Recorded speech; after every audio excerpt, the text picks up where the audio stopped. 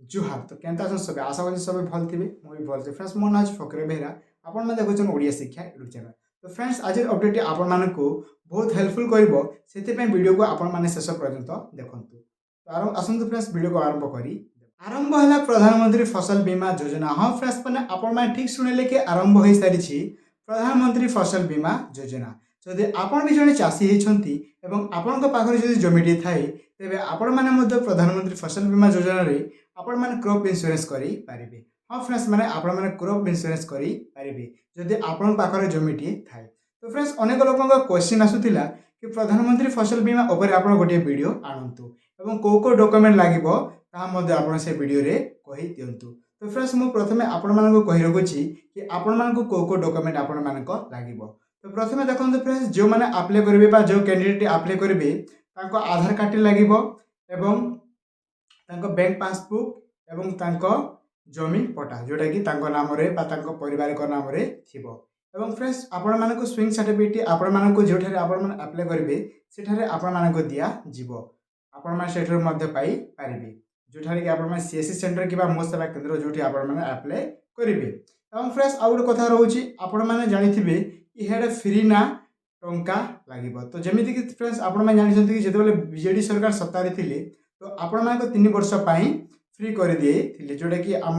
2025 पर्यंत वैलिड थिला तो ये 26 पाई कौन अच्छे तो फ्रेंड्स देखो 26 पाई मध्य आपण मानको सरकार फ्री करी देछन्ति आगुरी जेमिति आपण मानको 5 एकड़ पर्यंत फ्री थिला सेम सही प्रोसेस रे आपण मानको 5 एकड़ पर्यंत जमी थिले आपण माने फ्री रे इंश्योरेंस करी पारिबे एवं जदि आगकू बा अधिक जमी आपण करिवे तबे आपण मानको सेति पाई आपण मानको टंका देबाकू पड़िबो एवं फ्री रे देखो फ्रेंड्स आपण मानको मात्र 1 टंका दे आपण मानको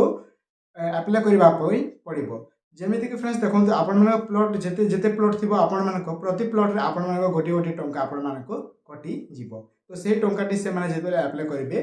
तो से माने अप्लाई कला बेला आपण मानको देबाकू पड़िबो एवं फ्रेंड्स अनेक लोक जानि नाहंती कि केबे शेष हेबो केबे आरंभ तो फ्रेंड्स देखो मु कहि दोछि आज ठारू आपण मानको लाइव कर दे जेछि जेमिति कि 2 दिन आगरो नोटिस आइथिला किंतु आज आपण मानको 23 सॉरी आपण मानको जो 10/7/2026 आज ठारू आपण मानको अप्लाई बा आपण मानको लाइव कर दे जेछि आपण माने आवेदन करि पारिबे एवं आपण मानको लास्ट तारीख होछि आपण मानको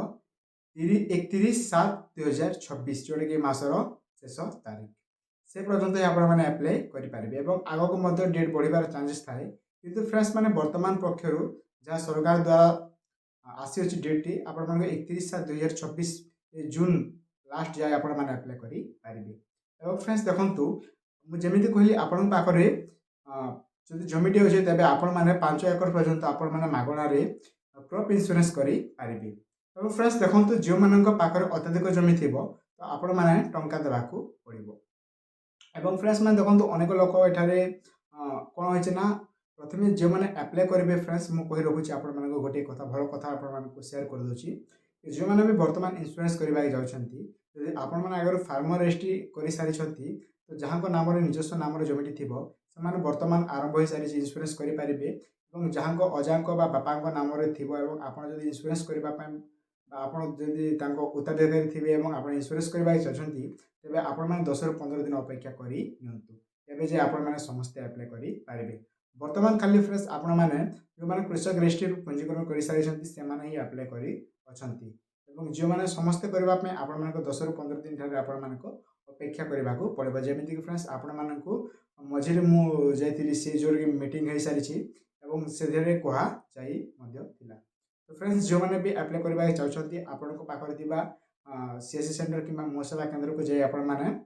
मागणार सुविधा उठाई पारे एवं फ्रेंड्स आपण मैंने फसल बीमा आपण मैंने करी आपण मान क्रॉप पाई आपण मैंने हयतो आपण